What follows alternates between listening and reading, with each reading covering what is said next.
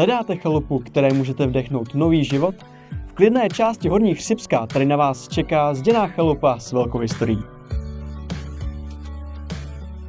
Tato chalupa s přibližnou užitnou plochou 138 m2 a prostorným pozemkem o velikosti 1536 m2 byla postavena před 151 lety v roce 1875. Co dále nabízí? 2 nadzemní podlaží, půdu, sklepy, zahradu a dostatek prostoru pro rekreaci. Na této nemovitosti je zajímavé, že v podsklepené části má svůj vlastní pramen.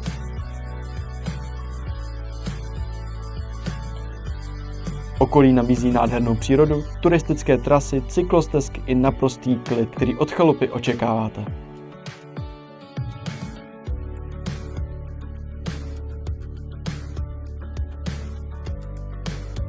Pokud hledáte místo s historií a charakterem, právě jste ho našli. Pro více informací nebo domluvení prohlídky mě neváhejte kontaktovat.